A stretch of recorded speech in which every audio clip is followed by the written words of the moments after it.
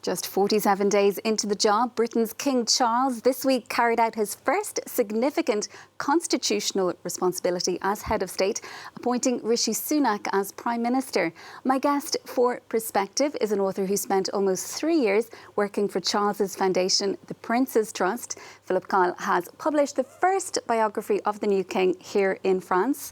Good to have you with us this morning, Philip. Thank you so much for coming in to us. So let's talk about this week then. It looked like it was a friendly, cordial meeting when Charles met his new Prime Minister. What struck you watching those images coming from London? What struck me was actually when you look at the picture, the difference in age between both men. Charles is nearly 74. Rishi Sunak, as we all know, is 42 and one of the youngest Prime Ministers in nearly 200 years. So it struck me that Rishi Sunak is roughly the same age as William, the Prince of Wales. And so I did wonder if, Charles might have a lot of advice to give Rishi Sunak. Rishi Sunak has only been an MP since 2015 and was Chancellor of the Exchequer in 2020. So he's relatively new to public life, whereas the King has been in public life for over half a century. So I just thought it was interesting, and there was an interesting parallel as well when you think about when Queen Elizabeth became Queen. Her first Prime Minister was Winston Churchill, and it was the other way around. Winston Churchill was Queen Elizabeth's mentor. And what do you think the kind of advice Charles might be able to give Sunak? As you say, he's kind of the same age as his eldest son, William. What do you think might be the kind of guidance that he can give him over the next few months, few weeks, few years? Well, Charles has had to navigate many crises in his life. When he was born, the media were already there in front of Buckingham Palace. So he's very used to being in the public eye and to having the media criticize him. So I imagine the media pressure on the Prime Minister, he might be able to give him advice there. But also, Charles has been in contact, as famously we know, with many Prime Ministers in the past, writing letters to them, asking them to intervene on some subjects like the environment or architecture, young people, etc. So he has experience of dealing with Prime Ministers and experience of public life. So I imagine that's something that Rishi Sunak will value when they meet every week, as the King and the Prime Minister do.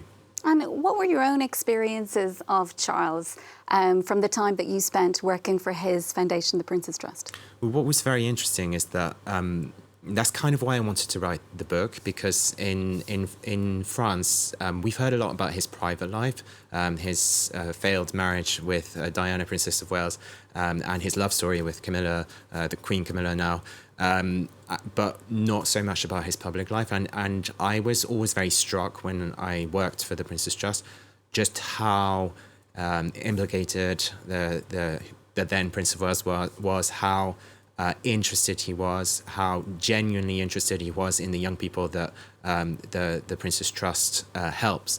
So I think it's important also for French people to know about the public life. What are his thoughts? What are the things that he's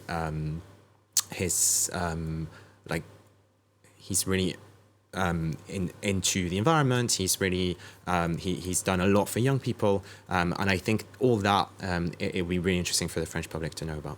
And you say as well that he has shown political intelligence. For example, after the death of Diana, he was perhaps more in tune with the public mood than his mother was at that time. Yeah, it's interesting. He's also today in tune with the public mood. We know for a long time that he's been thinking about how he can modernise the monarchy.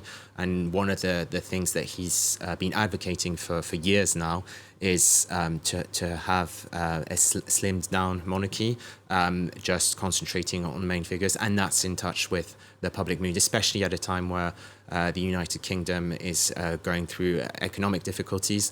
It's important for there not to be too many people representing the crown in the country. And do you think he'll move in that direction? We've seen similar moves in Denmark. It's caused a bit of a stir there with the Queen reducing the number of titles that will be handed down to her descendants. He's going to have to tread carefully, because one of the main challenges that he has at the beginning of his reign is unity of his family to start with. We know that Harry will be publishing an autobiography in a few months' time, unity of the country and unity of the Commonwealth. So he's going to have to tread carefully in any changes that he makes, because at the end of the day, the Crown rests on unity and public consensus. And do you think he's going to try to forge a new role for the monarchy?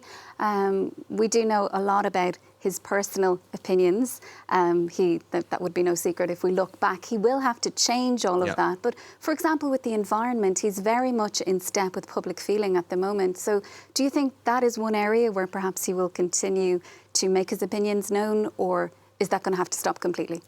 I think it is going to have to stop completely, and we've had a glimpse already of what that will look like when we know that he was invited to COP27 next month in Egypt. We know that he wanted to go, but we also know that Liz Truss, the then Prime Minister, advised him not to go, and he agreed because he knows it's his constitutional duty to do what the Prime Minister asks him to do. That said, he now has a privilege as king. He will meet every week with the Prime Minister, and those meetings have always been kept secret, so he will have freedom to make his opinions heard in the secret of that meeting every week. And the fact that we're already familiar with several of his opinions, that in itself is a significant departure from his mother, isn't it? Yeah, because his mother came to the throne when she was just 25, and he's come to the throne when he was 73.